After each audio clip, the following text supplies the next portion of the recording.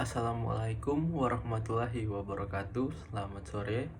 Perkenalkan, nama saya Aditya Kusniadi. Saya merupakan mahasiswa di Universitas Pembangunan Indonesia Manado atau UNPI Manado. Baik, pada kesempatan kali ini izinkanlah saya untuk mempresentasikan tugas hukum adat, yaitu menjelaskan adat, kebiasaan, atau budaya daerah asal Anda. Dalam hal ini saya berasal dari Jawa. Baik, kita mulai. Adat di Jawa itu yang pertama ada perhitungan kalender. Yang kedua, penggunaan primbon Jawa. Dan yang ketiga, ritual khusus sebelum memulai kegiatan. Yang keempat, perhitungan kalender untuk pindah rumah. Yang kelima, pemberian sesajen. Yang keenam, persyaratan khusus untuk memilih pasangan suami istri. Dan kita mulai dari yang pertama, yaitu perhitungan kalender. Kepercayaan masyarakat Jawa terdapat hari-hari baik untuk melakukan sesuatu atau memulai suatu kegiatan tertentu. Tidak semua hari baik untuk melakukan kegiatan, bahkan dengan kepercayaan ini, orang Jawa beranggapan jika kegiatan dilakukan tidak sesuai dengan perhitungan kalender Jawa, maka orang tersebut bisa mendapatkan musibah.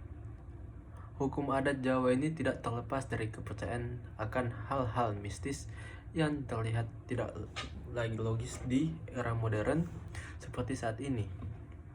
Namun, pada kenyataannya, hukum adat ini masih banyak dipercayai oleh masyarakat Jawa.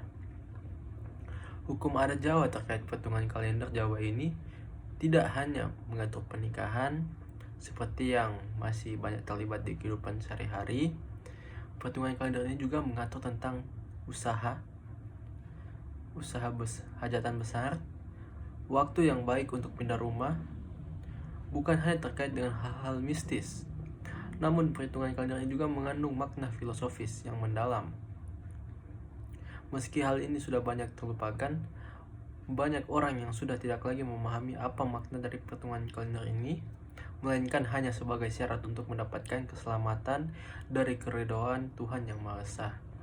Yang kedua yaitu perimbonan Jawa, penggunaan perimbonan Jawa. Pakar ilmu kejawen Abdi dalam Keraton Kasunan Surakarta, berdasarkan realitas supranatural, manusia perlu untuk menyiasati kegagalan dalam menjalankan sebuah usaha. Hal ini bisa dilakukan dengan memperhatikan prediksi menurut primbon. Meski hal ini tidak sepenuhnya diyakini, berdasarkan kitab tafsir Jawi, Dino Pitu pasaran 5 masing-masing dan pasaran karakter baik.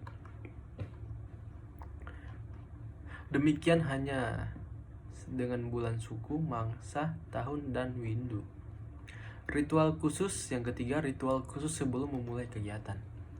Dalam hukum adat Jawa, setiap usaha akan bisa berhasil sesuai dengan kodratnya jika dilakukan dalam kondisi waktu yang netral dari pencemaran, sengkala maupun sukerta. Dalam hal ini, manusia diberi kesempatan oleh Tuhan untuk bisa berusaha mencegah sukerta dan sengkala dengan melakukan wirodat tertentu. Contoh hukum adat untuk hal ini mungkin berbeda dengan contoh norma hukum pada umumnya. Sebagai contoh, ritual yang biasa dilakukan adalah dengan melakukan ruatan dengan ajian Raja Kalacakra sehingga kejadian buruk itu tidak akan terjadi.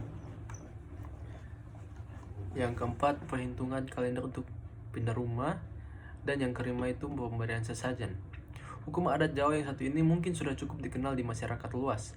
Bahkan mungkin saja ada hukum adat lain yang juga mensyaratkan adanya pemberian sesajen ketika akan melakukan kegiatan tertentu. Pemberian sesajen ini dilakukan sebagai pelengkap setelah seseorang melakukan perhitungan kalender untuk menemukan hari baik sebelum melakukan sesuatu. Dan yang terakhir yaitu persyaratan khusus untuk memilih pasangan suami atau istri. Dalam hal memilih pasangan hidup, adat Jawa memiliki hukum atau peraturan-peraturan tertentu. Misalnya, tidak boleh seorang anak pertama untuk menikah dengan anak ketiga, karena dianggap hubungan mereka selanjutnya akan mendatangkan banyak masalah dan cobaan jika tetap dilanjutkan. Atau contoh hukum adat Jawa lainnya dalam hal pernikahan adalah larangan menikahkan calon mempelai yang memiliki posisi rumah berhadapan.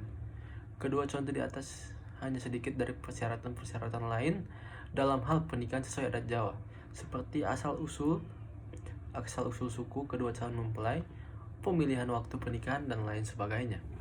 Baik, saya rasa cukup sekian pada presentasi kali ini yang dapat saya sampaikan. Saya juga mengajak rekan-rekan sekalian untuk bergabung di Universitas Pembangunan Indonesia, karena di sini begitu banyak hal positif di sini, yaitu pertama, dosennya yang berkualitas, pelajarannya yang baik, dan metode pembelajaran yang sudah sesuai dengan kurikulum sekarang.